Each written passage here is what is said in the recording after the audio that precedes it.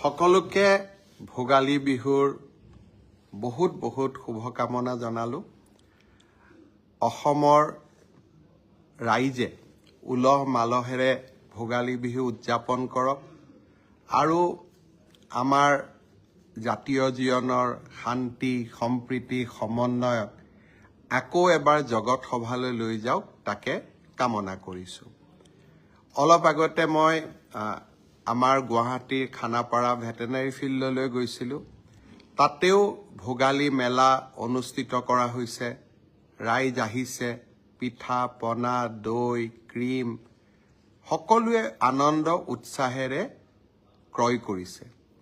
যোৱাকালি মই ৰহাৰ আমনিশিলা গাঁৱতো গৈছিলোঁ। খুব সুন্দৰকৈ ৰাইজে তাতে ভেলাঘৰ সজাইছে আৰু শিল্পীয়ে কেনেকৈ বিহুৰ মাজেদিও দুষ্প্ৰাপ্য বা আমাৰ বন্য জীৱ জন্তুক সংৰক্ষণ কৰিব লাগে তাৰ বিষয়ে ভেলাঘৰৰ মাধ্যমেও মেছেজ দিবলৈ চেষ্টা কৰিছে। যোৱাকালি আমনিশিলা গাঁৱত গৈ খুব ভাল লাগিলে। ৰাইজক মই আকৌ এবাৰ বহুত বহুত ধন্যবাদ জনাইছোঁ। মই দুই এটা সৰু সৰু খবৰেদি আৰম্ভ কৰিব খুজিছোঁ। বহু দিনৰ পৰা মই কৈ আহিছিলোঁ যে অসমক এটা আন্দোলন বিবৰ্জিত পৰিৱেশ লাগে। আমাৰ জাতিটোৰ যি আমাৰ ইতিহাস আছে সেই ইতিহাসক আমি জগত সভালৈ লৈ যাব লাগে। হত্যা হিংসা আন্দোলন আমাৰ জাতিটোৰ কেতিয়াও পৰিচয় নাছিলে। যোৱা কেইটামান দশকত ক'ব নোৱাৰাকৈ এটা জাতীয় জীৱনত আমাৰ মাজত সোমাই পৰিছিল যে আমি আন্দোলন কৰিব লাগে আৰু আমাৰ মাজৰ প্ৰায় একাংশই হত্যা হিংসাটো নামি পৰিছিলে। 2021 চনৰ পৰা আমি অসমত এটা পৰিৱেশ নিৰ্মাণৰ কাৰণে চেষ্টা কৰিছিলোঁ যাতে আমি অসমখনক পুৰণা অসমখন আকৌ এবাৰ ঘূৰাই পাওঁ। শান্তি সম্প্ৰীতি ইজনৰ লগত সিজনৰ মিলা মিছা কটু বাক্য নহয় মিঠা মাত এক পুৰণি অসমখন যিখন অসম আমি কিতাপ কাগজত পঢ়িছিলোঁ আৰু লাহে লাহে সঁচা অৰ্থত সেই পৰিৱেশটোলৈ আমি ঘূৰিও আহিছোঁ। আৰু তাৰ কাৰণেই এইবাৰ পৃথিৱীৰ আটাইতকৈ প্ৰভাৱশালী বাতৰি কাকত নিউয়ৰ্ক টাইমছে আমাক কি উপহাৰ দিলে।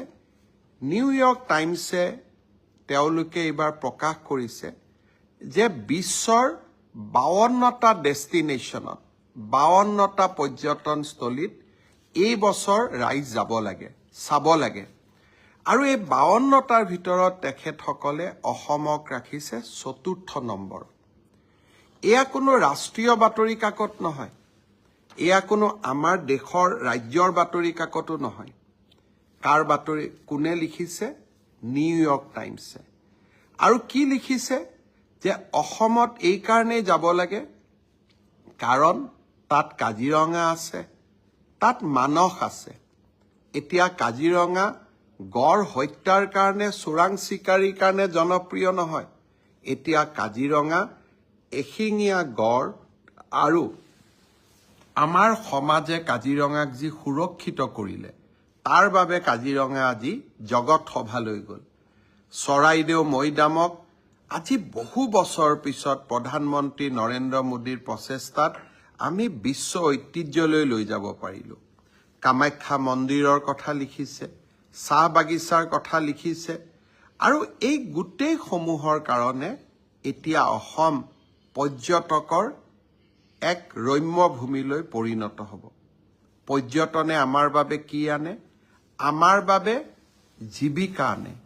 Homestay jeep safari hotel restaurant আমাৰ বাবে তেখেতসকলে বহু সম্ভাৱনা লৈ আহে। যোৱা বছৰটোলৈকে মনত পেলাওক, প্ৰধানমন্ত্ৰী নৰেন্দ্ৰ মোদী ডাঙৰীয়াই এদিন নিশা কাজিৰঙাত থাকি কাজিৰঙাক এক অভূতপূৰ্ব প্ৰচাৰ আৰু প্ৰসাৰ কৰিলে ৰাইজৰ মাজত। ভূটানৰ ৰজা আহিলে, ভাৰতৰ ৰাষ্ট্ৰপতি আহিলে আৰু প্ৰতিটো ভ্ৰমণে কাজিৰঙাক জগত সভালৈ লৈ গ'ল আৰু আজি আমি তাৰ সুস্পষ্ট ফল দেখা পাইছোঁ অসমত যদি আন্দোলনৰ পৰিৱেশ থাকিলেহেঁতেন হত্যা হিংসা চলি থাকিলেহেঁতেন নিউয়ৰ্ক টাইমছে বিশ্বৰ ভিতৰত অসমক চতুৰ্থ স্থানত ৰাখিলেহেঁতেন নেকি আজি ই অসমীয়াৰ বাবে অনন্য সফলতা অসমীয়া ক্লাছিকেল লেংগুৱেজ বিহু জগত সভালৈ গ'ল চৰাইদেউ মৈদাম বিশ্ব ঐতিহ্যলৈ গ'ল আৰু এতিয়া বিশ্বৰ ভিতৰতে চতুৰ্থ টুৰিষ্ট ডেষ্টিনেশ্যন হিচাপে নিউয়ৰ্ক টাইমছে অসমক স্বীকৃতি দিলে মই অসমবাসী ৰাইজক বহুত অভিনন্দন জনাইছোঁ এইবাৰ বহুত পৰ্যটক অসমলৈ আহিব অসমীয়াৰ অতিথি পৰায়ণতা অসমৰ সংস্কৃতি আৰু অসমৰ সমস্ত জাতীয় সম্পদসমূহ আমি পৰ্যটকসকলক দেখুৱাম আৰু অসমক আমি জগত সভালৈ লৈ যাম শ্ৰদ্ধাৰ ৰাইজ টাটাৰ ছেমিকণ্ডাক্টৰৰ পিছত এইবাৰ আমি অসমখনক আৰু এটা নতুন পৰ্যায়লৈ লৈ যাব খুজিছোঁ এডভান্টেজ আছাম দ্বিতীয় অসমত বিনিয়োগ হওক অসমৰ ইনফ্ৰাষ্ট্ৰাকচাৰ বাঢ়ক ইনভেষ্টমেণ্ট আৰু ইনফ্ৰাষ্ট্ৰাকচাৰ সামিট যোৱা এটা মাহত মই ভূটানলৈ গৈছিলোঁ মুম্বাইলৈকে গৈছোঁ দিল্লীলৈকে গৈছোঁ অসমৰ মুখ্যমন্ত্ৰী ৩৭খন ৰাষ্ট্ৰৰ ৰাষ্ট্ৰদূতে আহি সাক্ষাৎ কৰিছে এয়া মোৰ সাফল্য নহয় অসমৰ কোনো মুখ্যমন্ত্ৰীক UAEৰ এম্বেছাডৰ UKৰ এম্বেছাডৰ ফ্ৰান্সৰ এম্বেছাডৰ ইটালীৰ এম্বেছাডৰ জাপানৰ এম্বেছাডৰ ছিংগাপুৰৰ এম্বেছাডৰ আহি সাক্ষাৎ কৰাই নহয় ঘণ্টা সময় ধৰি অসমৰ বিষয়ে আলোচনা কৰিছে আনন্দ মহিন্দ্ৰ টাটা কোম্পানীৰ অধ্যক্ষ SR কোম্পানীৰ অধ্যক্ষ মুম্বাইৰ সকলো উদ্যোগপতি মোক সাক্ষাৎ কৰিবলৈ আহিছিল অসমৰ বিষয়ে জানিবলৈ আগ্ৰহ প্ৰকাশ কৰিছিল অসমৰ ৰাজনীতিত মই 25টা বছৰ পাৰ কৰিলোঁ অসমৰ মুখ্যমন্ত্ৰীয়ে বা ৰাজ্য চৰকাৰে ইমান গুৰুত্ব পোৱা আগতে মই কেতিয়াও দেখা নাছিলোঁ যোৱা দুদিন ধৰি আমাৰ মন্ত্ৰী কেশৱ মহন্ত থাইলেণ্ডত আছে থাইলেণ্ডতো থাইলেণ্ডৰ মন্ত্ৰীসকলে অসমৰ মন্ত্ৰীক সাক্ষাৎ কৰিছে অসমৰ বিষয়ে জানিবলৈ চেষ্টা কৰিছে অহা 25 আৰু 26 ফেব্ৰুৱাৰীত অসমত ইনফ্ৰাষ্ট্ৰাকচাৰ অৰ্থাৎ ৰেল ৰাস্তা দলং এই ইনফ্ৰাষ্ট্ৰাকচাৰ আৰু অসমত নতুনকৈ বিনিয়োগ হওক অসমীয়া ডেকা ল'ৰা ছোৱালীবোৰ আমাৰ ৰাজ্যখনলৈ কাম কৰিবলৈ উভতি আহক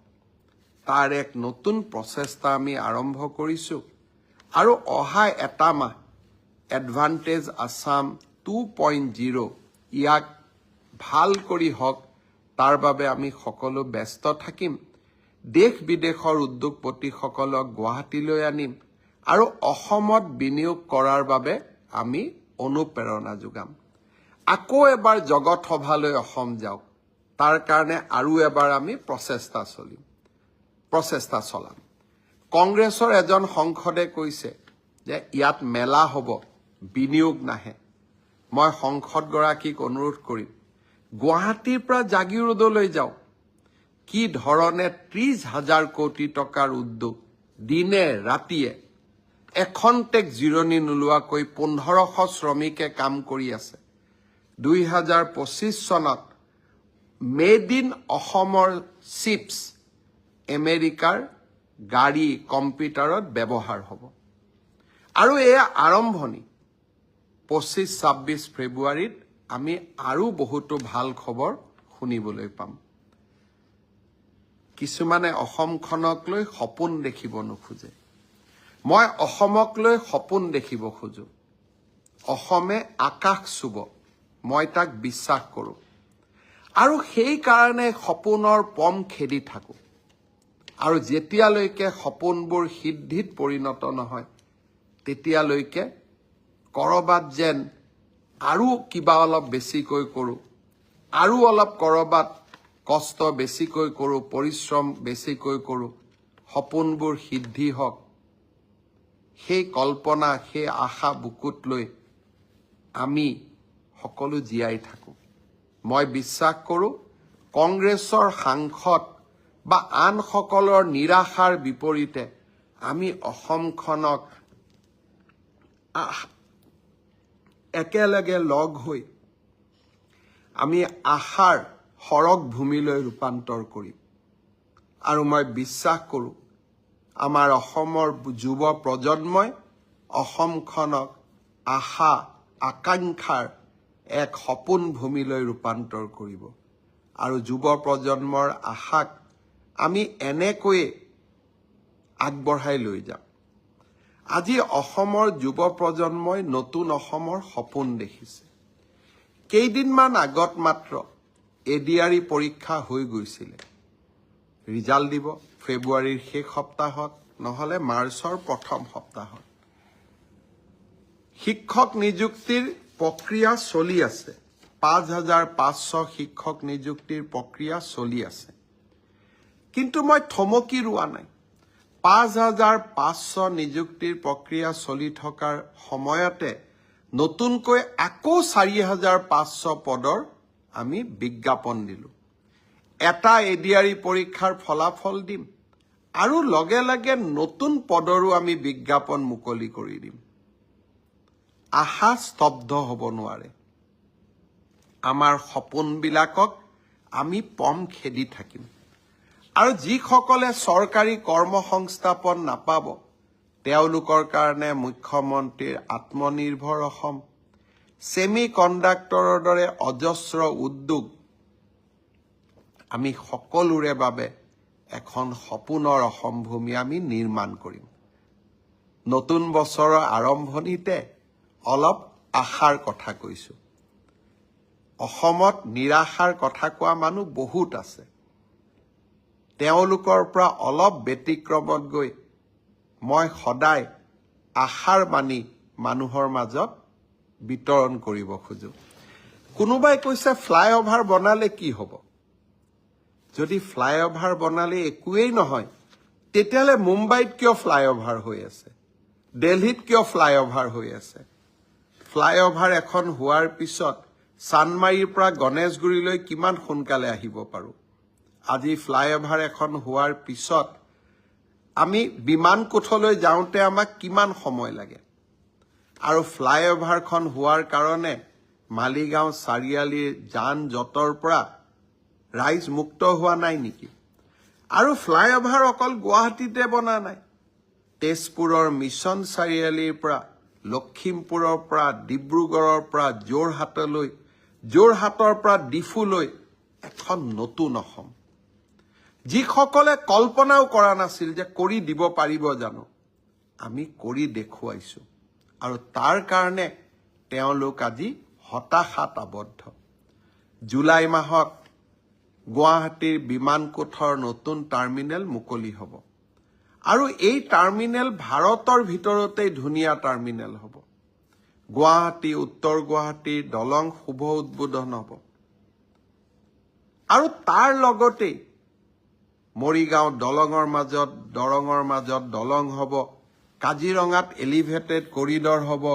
গহপুৰ, নুমলীগড়ৰ মাজত সুৰংগ হ'ব। আৰু শিলচৰ আৰু গুৱাহাটীৰ মাজত এক্সপ্ৰেছ হাইৱে হ'ব। আৰু এই গোটেইবোৰ কাম আমি কৰি দেখুৱাম। আপোনালোকে মাত্ৰ আমাক সহায় কৰিব। শ্ৰদ্ধাৰ ৰাইজ, ৰাস্তাৰ কথা পাতিছিলোঁ। ৰাস্তাৰ কথা পাতি থাকোঁতে মোৰ মনত এটা নতুন আইডিয়া আহে।